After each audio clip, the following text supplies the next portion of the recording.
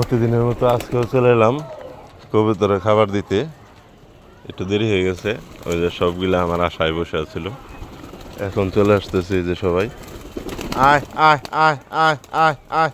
যে মুরগিগুলা আইসা পড়ছে সব, কারণ দুপুরের পর থেকে খাবার দিই নেই, এই জন্য খাবারের জন্য সবাই ব্যাকুল হয়ে আছে। অল্প কাটা ছিল, এই কটা দিলাম, আবার আনতেছে, এগুলো দিয়ে দিব অবশ্য।